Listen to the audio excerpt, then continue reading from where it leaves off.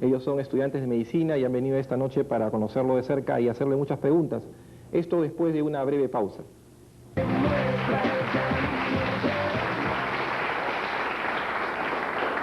Estamos aquí con el doctor Fernando Cabieces para conversar acerca de temas de la medicina tradicional peruana y también de la neurocirugía. Doctor, usted ha estudiado neurocirugía y ha ejercido la neurocirugía en el Perú durante muchos años, ha hecho una escuela importante de neurocirugía en nuestro país, es una de las personas que más ha contribuido en este ámbito, en esta especialidad en la neurocirugía. Pero también a partir de 1953 usted entra a publicar, a escribir y a investigar mucho sobre la medicina tradicional peruana. ¿Desde dónde empieza esta vocación por el estudio de la etnomedicina? Bueno, la vocación viene un poco tardíamente. Yo tuve siempre mucho interés por la biología en general y tan así que estudié simultáneamente la carrera de medicina y la carrera de ciencias biológicas. Y cuando yo estudiaba mi carrera de ciencias biológicas, fui un discípulo muy cercano al profesor Weber Bauer, que era un alemán que trabajaba acá, un gran botánico, y él me hizo sentir el deseo de conocer a todas las plantas por su nombre propio, y tratarme de tú con todas las plantas. Y por eso ya prácticamente había avanzado enormemente en lo que es la botánica. Pero eso pasó a segundo término, y cuando yo me fui a Estados Unidos, después de terminar la carrera médica, me fui a Estados Unidos a estudiar neurocirugía, y cuando regresé, bueno, siempre me había gustado la historia, por ahí todavía no llegamos, ¿no? Me gustó la botánica, me gustaba la historia, porque mi abuelo fue un gran historiador, Juan Francisco Molina Solís, y entonces yo era muy amigo de estudiar la historia de la medicina, y uno de mis maestros, que después se volvió mi íntimo amigo, era Juan Lastres, Juan B. Lastres, que era el profesor de historia de la medicina. Había sido mi profesor en San Marcos. Cuando yo regresé de Estados Unidos, él un día me llamó por teléfono y dijo: oye, vente, quiero conversar contigo. Y me dijo: mira, estoy estudiando la historia de las trepanaciones incaicas, y como tú eres neurocirujano y has estudiado eso, ayúdame para empezar a trabajar en esa cuestión de las trepanaciones incaicas. Ah, le dije, encantado, con todo gusto, ¿cómo no? Empezamos a estudiar eso, pero naturalmente para estudiar las trepanaciones incaicas había necesidad de estudiar la historia de la medicina en el antiguo Perú. Y conforme iba yo estudiando, junto con el doctor Lastre, la historia de la medicina entre los incas, entre los preincas, etcétera, etcétera, me fui dando cuenta poco a poco de que no era un estudio de historia de la medicina como estamos acostumbrados a ver. La historia de la medicina, cuando uno piensa estudiar, digamos, a Hipócrates, bueno, estudia la historia de las ideas. ¿Cómo pensó Hipócrates? Pero lo de Hipócrates no se hace actualmente, de Galeno tampoco se hace actualmente, de Paracelso no se hace actualmente. En cambio, todo lo que uno estudia en la historia de la medicina peruana antigua es vigente. Uno va a los campos, a las zonas rurales, va uno a la sierra, va uno a los desiertos, va uno a la selva, y encuentra esa historia vigente en la actualidad. O sea, muy atractivo, porque evidentemente uno va poco a poco releyendo la historia en una historia vigente, viva. Uno está viendo cómo la gente piensa como pensaron hace 500 años. Y entonces va descubriendo cosas, y entonces es una cosa muy atractiva. Y de ahí empecé, ahí nació mi vocación por la historia y por la medicina tradicional vigente en la actualidad, que es la historia viva de la actualidad. De ahí salí.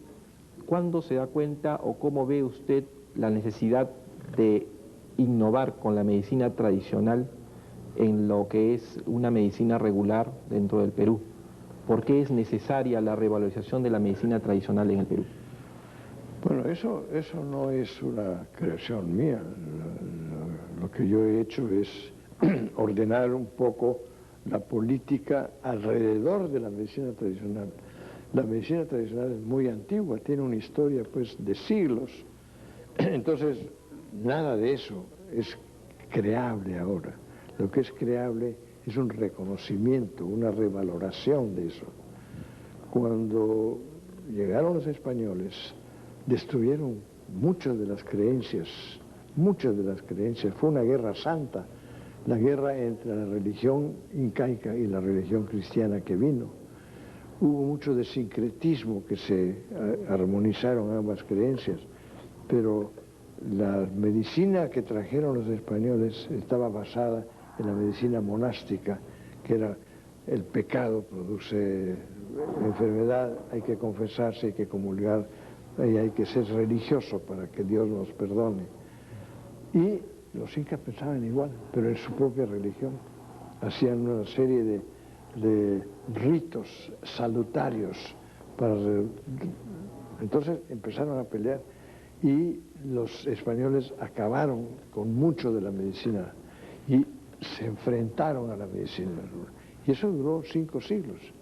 Sigue durando, pero ahora es menos, gracias a Dios, porque hemos estado tratando de armonizar la medicina convencional, la medicina que usted y yo practicamos, armonizarla con la medicina básica de nuestros campos. Es terrible pensarlo así, pero alrededor del 30% de nuestra población no tiene otra cosa que la medicina tradicional. No es que se trate de una medicina alternativa, no, es la única alternativa. Hay muchos sitios, Chorrochochay, Huachocbamba, etcétera, etcétera, donde no hay rayos X, donde no hay farmacia, donde no hay laboratorio, donde no hay médicos, donde no hay enfermeras. ¿Quién cura a esa gente cuando se enferma? El curandero, la partera de aldea, la hierbera. Esos son los únicos que hay, son los líderes de la salud. Entonces, son 8 millones de personas humanas, igualitas que nosotros, que no pueden estar ahí tirados a la buena de Dios. ¿Es esa una buena medicina o no es una buena medicina? Lo primero que hay que hacer es investigar. ¿Qué están haciendo? ¿Qué hacen para esto? ¿Qué hacen para el otro? Y, por otra parte, mirar a nosotros. ¿Qué hacemos nosotros por el cáncer avanzado? ¿Qué hacemos nosotros por el Parkinson? ¿Qué hacemos nosotros por la diabetes? No hacemos nada, sino ayudamos al paciente. Ayudamos, igualito ellos. Ellos son los líderes en el campo, los líderes en la sierra, bien adentro de la sierra, los líderes en la selva. En la selva usted va a las ciudades grandes, encuentra médicos, encuentra hospitales, pero ahí al lado del río tal o del río cual, no encuentra nada, nada. Laboratorio, ni hablar de laboratorio. Farmacia, mira, en la tienda de por ahí se vende algunas veces aspirina, porque se vende bicarbonato de sodio, sal de Andrus, vende mucho, etcétera, pero realmente no hay nada. Entonces, poco a poco uno se va dando cuenta, si investiga bien su Perú, si lo investiga a fondo su Perú, se da cuenta de que está cojo, de que cuando uno habla de salud pública, tiene que pensar que el 30% de nuestra población no tiene la medicina que usted y yo usamos. ¿Qué hacemos? ¿Llevar la medicina? ¿Usted va a llevar rayos X a todas esas ciudades? ¿Va a llevar buenos laboratorios? ¿Va a llevar una farmacia bien surtida? ¿Lo va a poder hacer?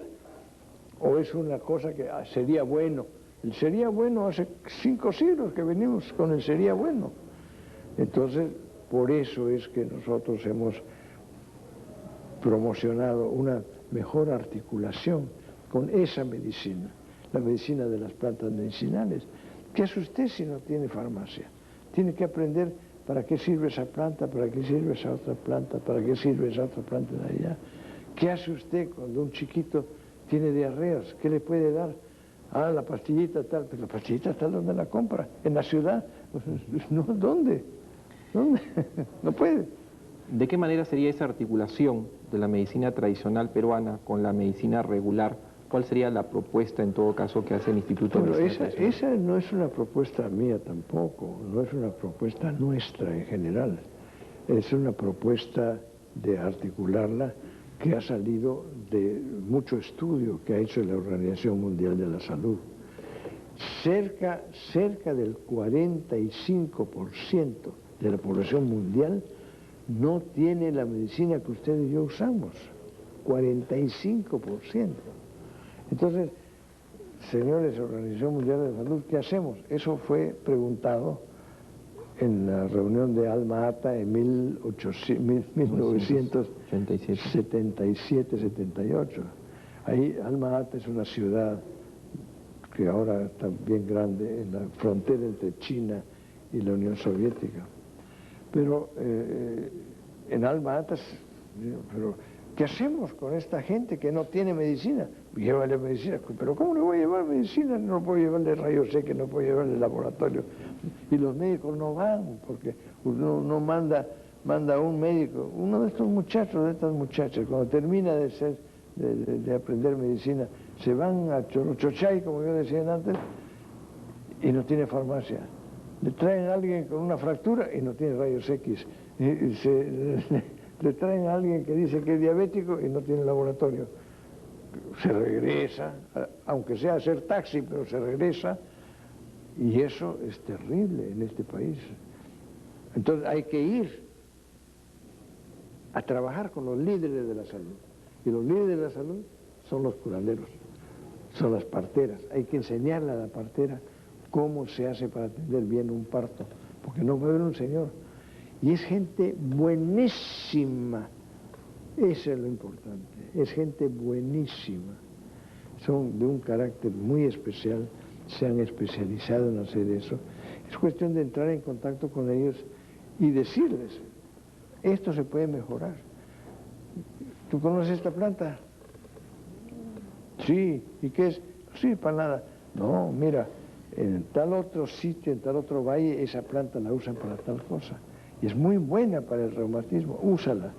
Y esa es buena para las diarreas. Un curandero común y corriente conoce 30, 40 plantas. Hemos logrado identificar cerca de 1.200 plantas diferentes para la medicina tradicional.